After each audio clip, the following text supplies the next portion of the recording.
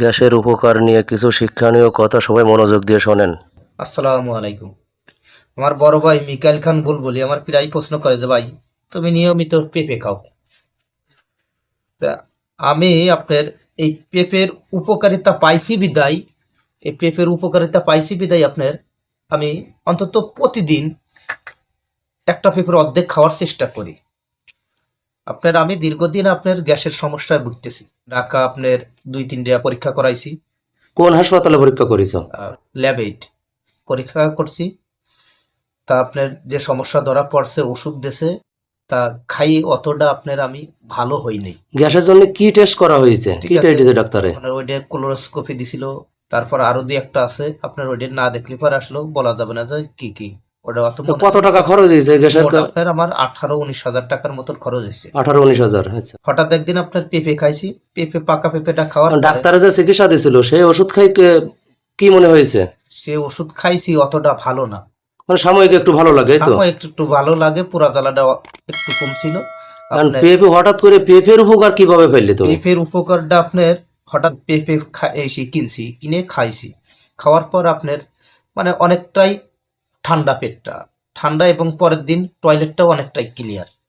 তা তারপরে তাহলে আমি ধারণা করলাম যে আপনার চিন্তা নিলাম যে তাহলে কন্টিনিউ আমি প্রত্যেক দিন অন্তত একটা পেঁপের অর্ধেক হলেও খাইয়ে দেখি তাহলে কেমন হয়।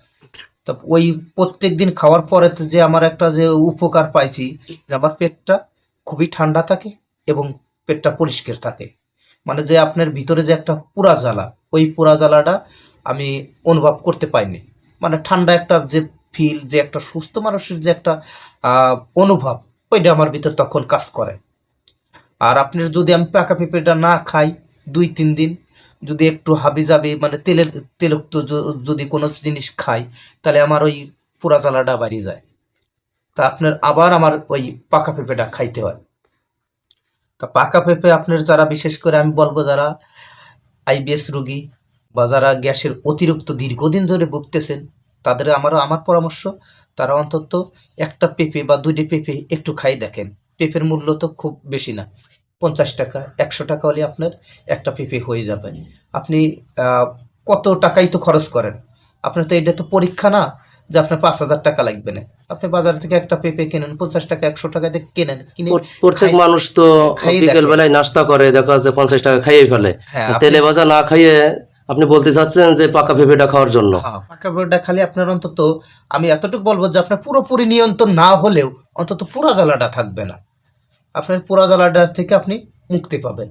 এখন আপনি যদি আমার কথা বিশ্বাস না, আপনি একটা বার খাইয়ে দেখেন, যদি ভালো লাগে আপনি কন্টিনিউ করবেন, আর যদি ভালো না লাগে যেমন বাদ দিয়ে দিলেন। একটা জিনিস হলো, সবার তো সব জিনিসই শ্যুট করে না। আমার আপনার এই পেঁপেটা শ্যুট করছে বা এটা হিসাব ভালো লাগতেছে, আপনার নাও লাগতে পারে, তবে আপনি এই একটা বার চেষ্টা করলে তো আপনার কোনো সমস্যা নাই, আপনি খাইয়ে দেখতে পারেন।